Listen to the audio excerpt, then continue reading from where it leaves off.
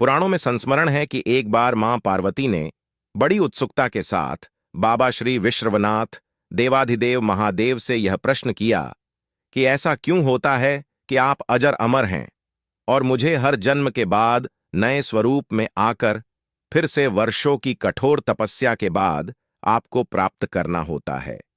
जब मुझे आपको ही प्राप्त करना है तो फिर मेरी यह तपस्या क्यों, मेरी इतनी कठोर परीक्षा क्यों? और आपके कंठ में पड़ी यह परमुंड माता तथा आपके अमर होने का कारण व रहस्य क्या है? महाकाल ने पहले तो माता को यह गूढ़ रहस्य बताना उचित नहीं समझा, परंतु माता की स्त्री हठ के आगे उनकी एक न चली। तब अंत वो गत्व्या महादेव शिव को मां पार्वती को अपनी साधना की अमर कथा, जिसे हम अमृतत्व की कथा के रूप में जानते हैं, इसी परम पावन अमरनाथ की गुफा में कही। भगवान शंकर ने मां पार्वती जी से एकांत व गुप्त स्थान पर अमर कथा सुनने को कहा, जिससे कि अमर कथा को कोई भी जीव, व्यक्ति और यहां तक कोई पशु पक्षी न सुन ले, क्योंकि जो कोई भी इस अमर कथा को सुन लेता वह अमर हो जाता। इस कारण शिव जी मां पार्वती को लेकर किसी गुप्त स्थान की ओर चल पड़े। सबसे पहले भगवान भोले ने अपनी सवारी नंदी को पहलगाम पर छोड़ दिया, इसलिए बाबा अमरनाथ की यात्रा पहलगाम से शुरू करने का तात्पर्य या बोध होता है। आगे चलने पर शिव जी ने अपनी जटाओं में चंद्रमा को चंदनवाड़ी में अलग कर दिया और गंगा जी को पंचतरणी में और कंठाभूषण सर्पों को शेषनाग पर छोड़ दिया। इस प्रकार इस पड़ाव का नाम शेषनाग पड़ा। आगे की यात्रा में अगला पड़ाव गणेश टाप पड़ता है। इस स्थान पर बाबा ने अपने पुत्र गणेश को भी छोड़ दिया था, जिसको महागुणा का पर्वत भी कहा जाता है। पिस्सू घाटी में पिस्सू नामक कीड़े को भी त्याग दिया। इस प्रकार महादेव ने अपने पीछे जीवनदायिनी पांचों तत्वों को भी अपने से अलग कर दिया। इसके साथ मां पार्वती संग एक गुप्त गुफा में प्रवेश कर गए। कोई व्यक्ति, पशु या पक्षी गुफा के अंदर प्रवेश कर अमर कथा को न सुने, इसलिए शिवजी ने अपने चमत्कार से गुफा के चारों ओर आग प्रज्वलित कर दी।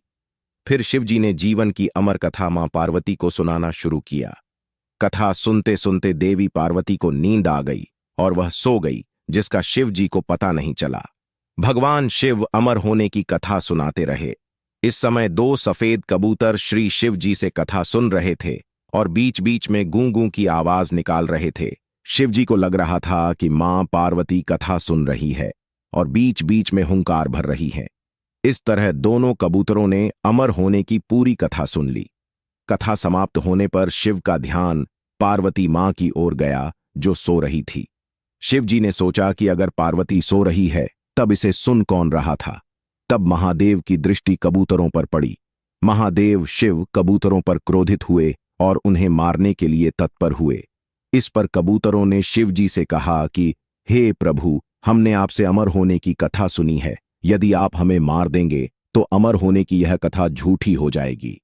इस पर शिव जी ने कबूतरों को जीवित छोड़ दिया और उन्हें आशीर्वाद दिया कि तुम सदैव इस स्थान पर शिव पार्वती के प्रतीक चिन्ह के रूप में निवास करोगे। अतः यह कबूतर का जोड़ा अजय अमर हो गया।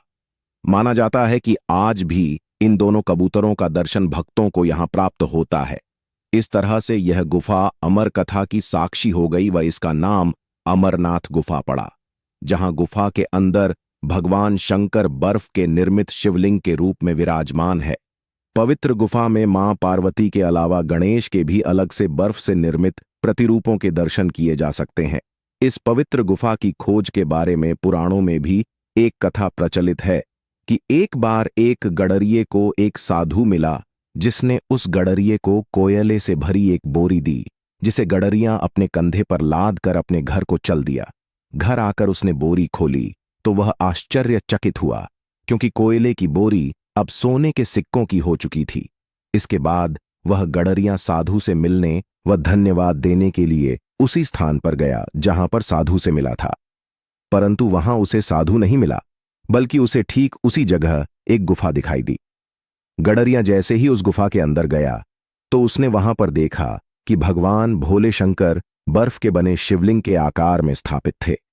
उसने वापस आकर सबको यह कहानी बताई और इस तरह भोले बाबा की पवित्र अमरनाथ गुफा की खोज हुई। धीरे धीरे करते दूर दूर से भी लोग पवित्र गुफा एवं बाबा के दर्शन के लिए पहुंचने लगे, जो आज एक प्रतिवर्ष यात्रा के रूप में जारी है।